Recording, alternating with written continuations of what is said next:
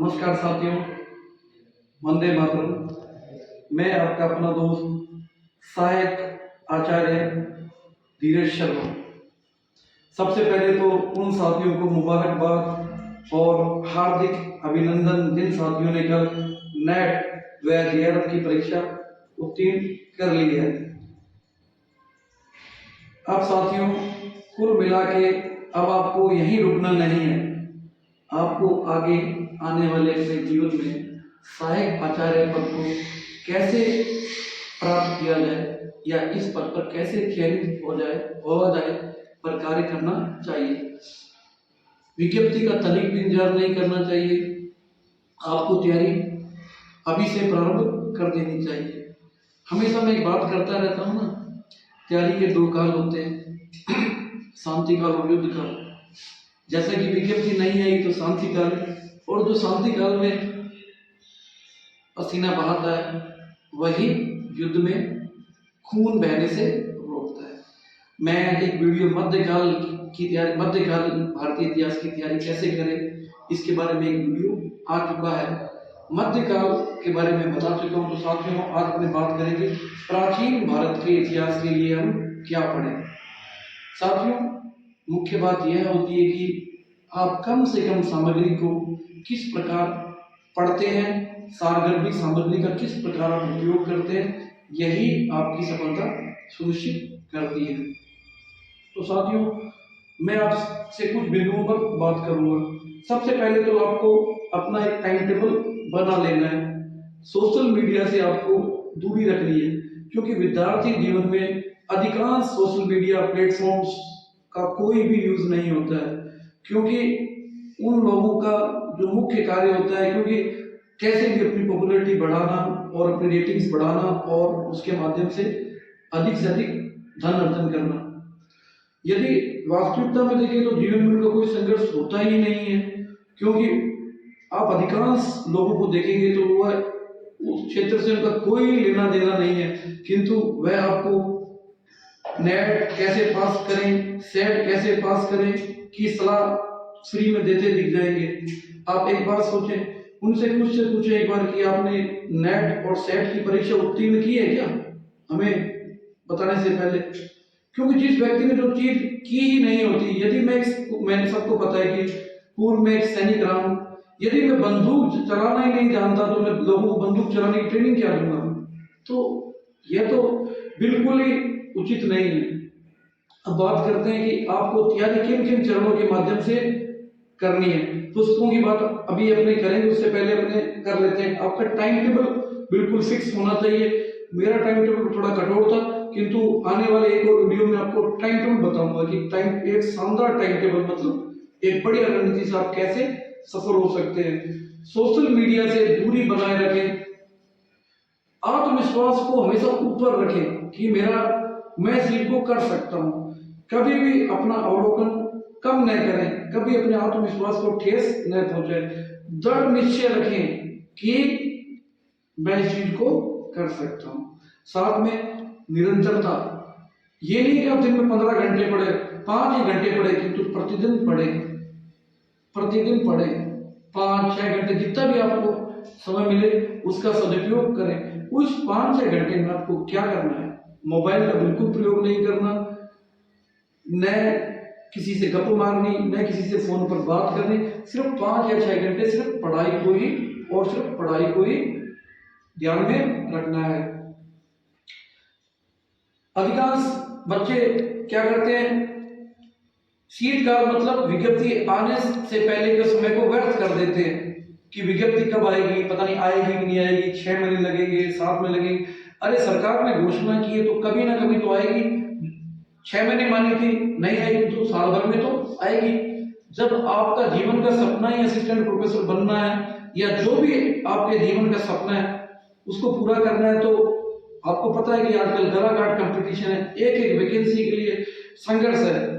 तो इसके लिए निसंदेह आपको अपनी रणनीति में, अपनी पढ़ाई की रणनीति में सटीक सुधार करना होगा। रणनीति कैसे तगड़ी बनानी है, मैं एक सैनिक रहा हूं, मेरे से बेटर कोई नहीं जानता कि रणनीति पर कैसे कार्य किया जाता है। मैंने स्वयं ने 8 महीने की तैयारी में स्कूल लेक्चर राजस्थान 16 रैंक, और ये कॉलेज प्रोफेसर की जो भर्ती है इसमें भी 5 रैंक। कम समय में कैसे कार्य करना है वह मैं जानता हूँ। सटीक रणनीति के बारे में एक पूरा वीडियो लेके आऊंगा, जिससे कि आपको एक जबरदस्त इंसाइट मिल सके। अधिकांश अभ्यर्थी मुझसे फोन करते हैं, बच्चे मुझसे फोन करते हैं, सर वैकेंसी कब आ रही है, वैकेंसी कब आ रही है, विज्ञप्ति कब आएगी, कितने पद आएंगे। आपको इसकी बिल्कुल चिंता नहीं करनी। सरकार ने घोषणा कर दी है, लगभग 2000 पदों की एक बड़ी भर्ती कॉलेज शिक्षा में आने जा रही है। अब विद्यार्थी सफल क्यों नहीं होते? सफल इसलिए नहीं होते कि वे मौसमी तैयारी करते हैं। मतलब मौसम बदल गया, फिर फर्स्ट ग्रेड से स्टार्ट कर देंगे, फिर सेकंड ग्रेड कर देंगे, फिर थर्ड ग्रेड में बैठ जाएंगे, फिर पटवारी में बैठ जाएंगे, फिर कांस्टेबल में बैठ जाएंगे। तो सभी पाठ्यक्रमों की भिन्नता है। तो आप जीवन में एक टारगेट सेट कर लें, उस टारगेट के पीछे पूरे जज्बे के साथ उस टारगेट के पीछे पड़ जाएं। यदि मनुष्य किसी चीज के पीछे पड़ जाता है तो उसे पाल लेता है। अब साथियों, अपने बात करेंगे कि आज वीडियो बनाने का जो मुख्य उद्देश्य था कि प्राचीन इतिहास के लिए हम क्या पढ़ें। बाजार में मैं देखता हूँ मेरे जो साथी लोग हैं वो बाहरी भरकम पोते बताते हैं, ये भी पढ़ लेना, वो भी पढ़ लेना, ये भी देख लेना, वो भी नहीं। आपको कम से कम पुस्तक पढ़नी है। आप उन पुस्तकों की आज अपने बात कर लेते हैं। आप आर्य गाइड को पढ़ना प्रारंभ कर दें। ये आज मेरी आर्य गाइड है, देखो आपको इसमें निशान लगे मिल जाएंगे। तो ये जो आर्य गाइड है यह लगभग 228 नंबर पेज पर खत्म, 222 पर खत्म होती है। हाँ, 222 पर खत्म होती है आर्य गाइड। 222 पर प्राचीन काल खत्म होती है और फिर मध्यकाल प्रारंभ होती है। तो आपको इसको बिल्कुल एक रूटीन बना लेना है। और बनाना कैसे है कि बिल्कुल भी घबराना नहीं है। हमने एक टेस्ट सीरीज भी प्रारंभ कर दी है, जय Hind classes online app. Play store में जाकर आप ये ऐप डाउनलोड करें। और सबसे बड़ी बात इसकी यह है कि अपने 3 साथियों ने इसे मिलकर बनाया जो राजस्थान में अंडर 10 रैंक आए हैं। और जैसे जितेंद्र जी कराल है, उनका खुद का एक लंबा एक्सपीरियंस है और 8 नंबर रैंक पर चयनित हुए। रमेश जी मूड बहुत ही शानदार व्यक्तित्व के धनी है, 9 नंबर रैंक पर चयनित हुए। तो निश्चित साथियों, इस टेस्ट सीरीज से आपको लाभ मिलेगा, क्योंकि हम जो पढ़ते हैं उसका मूल्यांकन भी बहुत ही जरूरी है। अधिकांश साथी यह बोलते हैं कि अभी तो पहले पढ़ लेते हैं टेस्ट सीरीज, बाद में देखेंगे। बाद में कभी कुछ नहीं होता।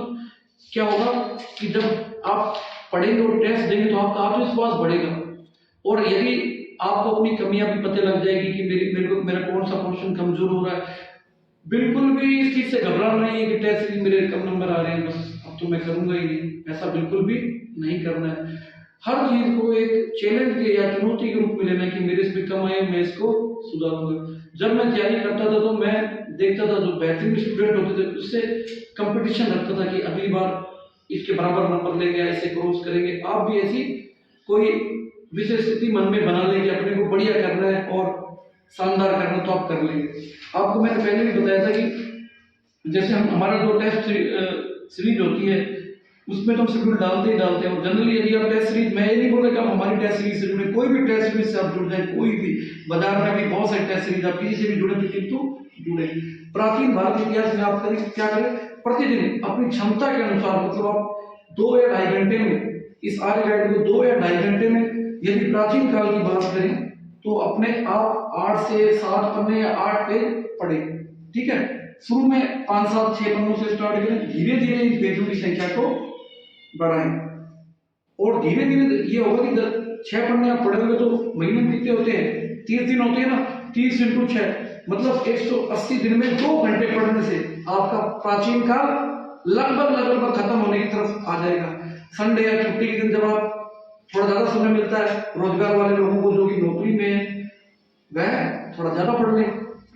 उसके पश्चात क्या करें, सौरभ चौबे की पुस्तक को पढ़ें। मैंने आपको पहले भी बताया कि मैं सौरभ चौबे की पुस्तक का कोई प्रचारक नहीं हूँ।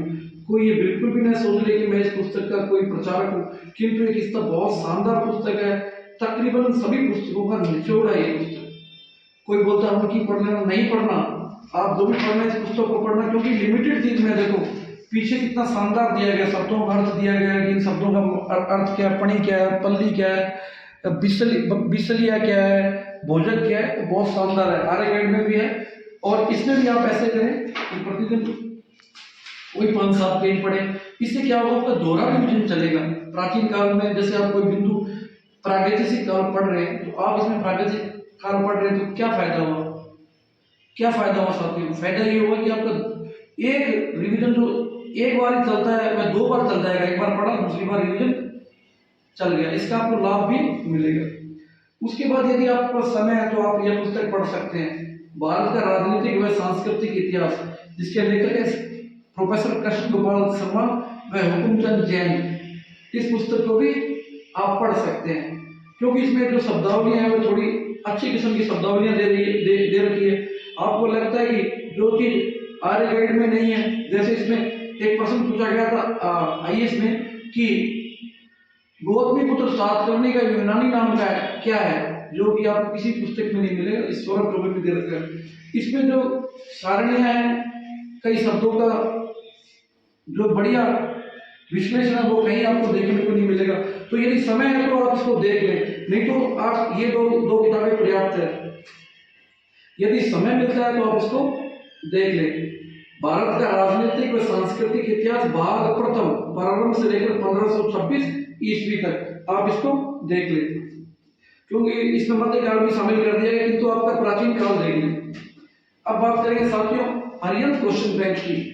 यह गागर में सागर है, गागर में सागर है। इसका लाभ क्या है साथियों? इसका लाभ यह है कि आप यदि इसमें क्या है, हर पेपर में, किसी पेपर में 100 क्वेश्चन दे रखे, किसी क्वेश्चन पेपर सेट में 120 क्वेश्चन दे रखे, तो आप ये नहीं कि एक पेपर एक ही दिन में करना है, ऐसा नहीं, आप एक पेपर को 3 दिन में करें। इसका लाभ क्या होगा कि आपका सारा रिवीजन, सारी पुस्तक की क्वेश्चन का रिवीजन घूमता रहेगा। और सबसे बड़ी बात है, इसके प्रश्नों की व्याख्या दे रखी है। मैंने पहले भी बताया कि इसमें काफी त्रुटियां भी है, कई त्रुटियां भी है, किंतु कुल मिलाकर यह पुस्तक, यह रियल पेपर सेट है जो आईएएस का, बहुत ही शानदार है। त्रुटियां कैसे दूर होगी? जब आप इन सब पुस्तकों को पढ़ लेंगे तो क्या होगा, ऑटोमेटिक आपका ज्ञान का जो स्तर है उस लेवल पर पहुंच जाएगा कि आप त्रुटियों का फाइंड आउट आसानी से कर पाएंगे। साथियों अब एक बात और कर लेते हैं अपने कि अब आधुनिक काल और राजस्थान के थर्ड पेपर और रिसर्च के लिए क्या पढ़ना है, इसके बारे में भी एक वीडियो जल्दी लेकर आऊंगा। आप एक बात ध्यान रखें कि आप आर्य गाइड को पढ़ रहे हैं, साथ में जो मैंने बताई है पुस्तकें वो पढ़ रहे हैं, तो आप क्या करें, जो उसमें इंपॉर्टेंट लाइन होती है या इंपॉर्टेंट आपको कोई शब्दावली लगती है, आप उसको अपनी आर्य गाइड में साइड में लिख लें या कोई पर्ची चिपका कर उस पर लगा दें। इसका लाभ क्या होगा, जब विज्ञप्ति आ जाएगी तो आपकी इधर उधर की किताबों में आपको भागने की आवश्यकता नहीं, सभी सामग्री एक जगह इकट्ठी हो जाएगी, ताकि आपको इधर उधर भागना नहीं पड़ेगा और आपको कॉन्फिडेंस लेवल भी अप रहेगा। तो साथियों इसी के साथ उम्मीद करता हूं कि आपको ये वीडियो पसंद आया होगा। इसको अधिक से अधिक लाइक और शेयर करें। साथियों मेरा उद्देश्य सिर्फ यही है कि आप विद्यार्थियों को, मैंने जब ये देखा कि मेरे कई बंधुओं के द्वारा दुनिया भर की जखीरा भरकर किताबें आपको पढ़ने के लिए बताई जा रही थी, इसका कोई लाभ भी नहीं है, क्योंकि अपना मस्तिष्क कोई कंप्यूटर नहीं है कि सारी किताबों का माल डाल दिया अपने को याद रहेगा, बिल्कुल भी नहीं रहेगा। कम किताबें पढ़नी है, सफलता का मूल मंत्र सिर्फ और सिर्फ रिवीजन होता है। एक बार पढ़े, दूसरी बार पढ़े, तीसरी बार पढ़े, उसके बाद अधिक से अधिक रिवीजन को करें। और निसंदेह साथियों एक बात जीवन में याद रखें, मन के जीते जीत है, मन के हारे हार। यदि आपके मन में आपके मन ने आपके हृदय में कुछ करने की ठान ली है तो निश्चय ही आप करेंगे। यदि मुझ जैसे व्यक्ति ने, जिसने यदि इतिहास को पढ़ना प्रारंभ किया था, मेरे साथी बहुत सारे साथी मुझे जानते हैं, उनसे पूछ लेना, इतिहास जब मैं पढ़ता था तो मेरे चारों तरफ से पसीना आता था, किंतु एक इरादा था, इतिहास को पढ़ेंगे, मेहनत करेंगे, आगे बढ़ेंगे। और जिंदगी में साथियों जो मेहनत करता है वह आगे बढ़ता है। हाँ थोड़ी देर हो सकती है किंतु अंधेर नहीं होती है। जिस भी साथी का फर्स्ट ग्रेड पेपर जो मैंने कट ऑफ बताई है उस कट ऑफ पर वो आ रहे तो निसंदेह आपका चयन है। आप अभी से असिस्टेंट प्रोफेसर की तैयारी में लग जाए। उनको यही सलाह है, वह समय बिल्कुल भी व्यर्थ न करें। यदि समय व्यर्थ कर देंगे, धन आप कमा सकते हैं, किंतु साथियों समय गया हुआ कभी वापस नहीं आएगा। तो याद रखें, खुद ही को कर इतना बुलंद, खुदा बंदे से पूछे बता तेरी रजा क्या है। मतलब इतनी मेहनत करें, भगवान आए और आपसे पूछे क्या बनाऊं तुझे, तो भगवान पूछे बोले क्या बनाऊं तुझे, IAS बनाऊं, RS बनाऊं, बोले प्रोफेसर बनाऊं, कि जो भी आप चाहते हो वो बनाओ। तो इस शिद्दत से मेहनत करें। साथियों जल्दी एक वीडियो आधुनिक भारत के इतिहास और राजस्थान के तृतीय पेपर और इतिहास दर्शन के बारे में एक वीडियो बनाकर लेके आऊंगा, जिससे निसंदेह आपको बहुत फायदा होगा। साथियों जय हिंद, वंदे मातरम, धन्यवाद।